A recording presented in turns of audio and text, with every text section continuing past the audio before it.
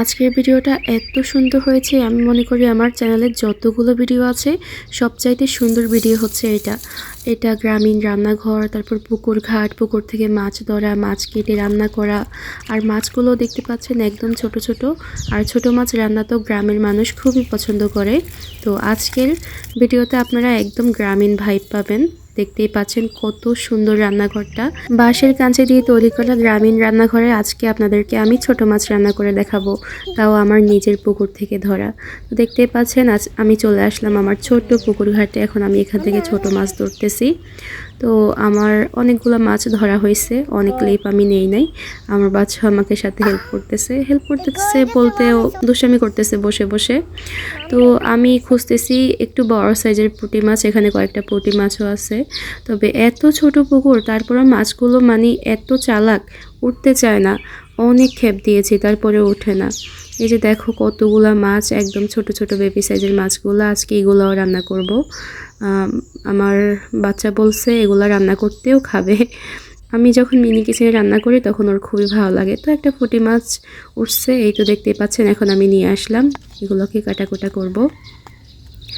আর আমার বাচ্চা খুবই অপেক্ষা করে কখন রান্না হবে, কখন সেই ছোট্ট ছোট্ট খাবারগুলো খাবে।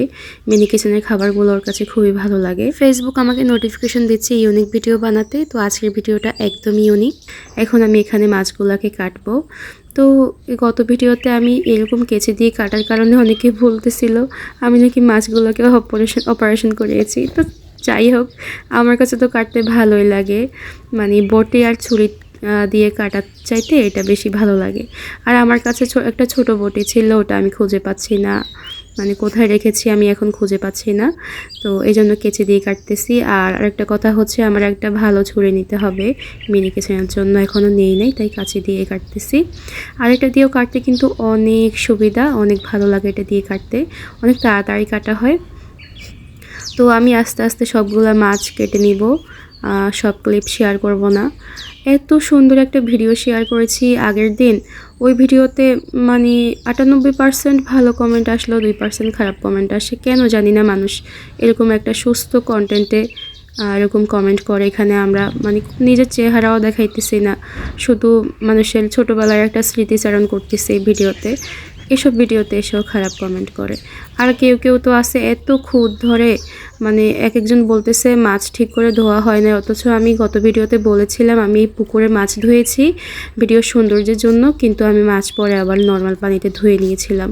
তো এই ভিডিওতেও আবার বলতেছি, এই যে দেখতে পাচ্ছেন এখানে আমি যে মাছগুলো ধুইতেছি না, এগুলো আমি পুকুরে ধুইছি ভিডিওর সৌন্দর্যের জন্য, আবার কিন্তু আমি নর্মাল পানি দিয়ে ধুইছিলাম। তো প্লিজ কেউ উল্টাপাল্টা কমেন্ট করেন না। এরপর হাত নিয়ে তো কমেন্ট আছে, এই হাতগুলো বড় বড় কেমন দেখা যায়, এইসব কমেন্ট করে। তো আমি যেহেতু মিনি কিচেনে কাজ করি, মিনি কিচেন হিসাবে আমার হাত তো বড় দেখাবেই, এভাবে বলার কি আছে ভাই, এগুলো বললে না অনেক ডিমোটিভেট হয়ে যাই, আর ভিডিও করতে ভালো লাগে না। তো এই তো দেখতে পাচ্ছেন আমি এখন চলে আসলাম রান্না বসিয়ে দেওয়ার জন্য। আর আমার এই রান্নাঘরটা আমার কাছে এত বেশি ভালো লাগতেছে, আমি এখন চিন্তা করতেছি এরকম একটা বড় রান্নাঘর তৈরি করব, মানে বড় কিচেন তৈরি করব আর কি রেগুলার রান্নার জন্য।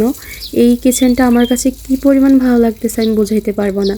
মানে গ্রামীণ একটা ভাইব পাইতেছি, পেছনে কি সুন্দর সবুজ ক্ষেত দেখা যাইতেছে, তারপর বাঁশের কঞ্চি দিয়ে বেড়া, তারপর মাটির লেপ, মানে একটা গ্রামীণ ফিল আসতেছে। মনে হচ্ছে যেন একদম আগের কালে চলে গিয়েছি। খুবই ভালো লাগতেছে এখানে বসে রান্না করতে। আগে কিন্তু আমার মিনি কিচেনে রান্না করতে কেমন কেমন লাগতো, মানে কষ্ট লাগতো, এখন একটু ভালো লাগতেছে। আর আরেকটা কথা হচ্ছে ডলার আসে, তো এই জন্য এখন বেশি ভালো লাগে আর কি। তো দেখতে পাচ্ছেন আমি প্রথমে মাছ ভাজি করে নিচ্ছি। এটাও কিন্তু আমি ধুয়ে নিয়েছিলাম, এই যে কাঠটা দেখতে পাচ্ছেন গাছের গড়িটা, এটা ধুয়ে নিয়েছিলাম। গত ভিডিওতে একজন কমেন্ট করেছিল এটা নাকি আমি ধুই নাই। তো মানে আপনারা এসব কমেন্ট করেন না ভাই, খুবই খারাপ লাগে। তো এদিকে আমার মাছটা ভাজা হয়ে গিয়েছে, আর এদিকে আমি রসুন আনতে ভুলে গিয়েছিলাম, তারপর আমার মেয়ে আমাকে রসুন এনে দিয়েছে। তো এখন আমি বসিয়ে দিব ছোট মাছ ভুনা। তেল গরম হওয়ার পর দিয়ে দিলাম পেঁয়াজ, তারপর পেঁয়াজ কলি আর হচ্ছে রসুন, সরি কি বলে টমেটো কুচি, এরপর রসুন দিয়ে দিচ্ছি। কাঁচামরিচ আনতে মনে নাই, তবে ছোটো মাছে কিন্তু কাঁচামরিচ খুবই ভালো লাগে। এরপর হলুদের গুঁড়া দিয়ে দিচ্ছি, তারপর লবণ দিয়ে দিব, মরিচের গুঁড়া দিয়ে দিব। কাঁচামরিচ দিয়ে যেহেতু দেই না, এই জন্য মরিচের গুঁড়া একটু বাড়তি করে দিয়েছি আর কি। তো এখন এগুলোকে ভালো করে ভুনে নিতে হবে, ভুনে তারপর পানি দিয়ে দিব। এই যেগুলোকে আমি ভালো করে ভুনে নিচ্ছি। তো আমার ভিডিওগুলো আপনাদের কাছে কেমন লাগে একটু ভালো করে জানাবেন, মানে একটু ভালো কমেন্ট করবেন, ভালো লাগে আপনার কমেন্টগুলো পড়তে।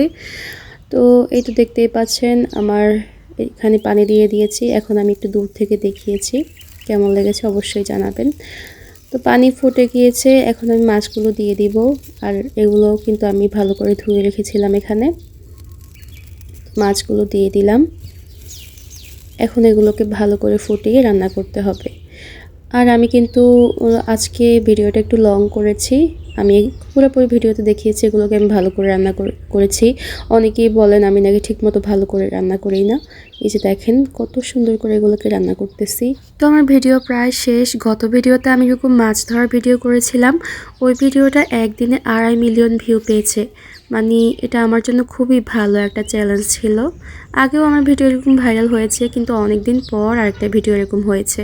সবই আপনাদের দোয়া ও ভালোবাসা, আমি আপনাদের প্রতি কৃতজ্ঞ। আর আজকের ভিডিওটা এই পর্যন্তই। আল্লাহ হাফেজ।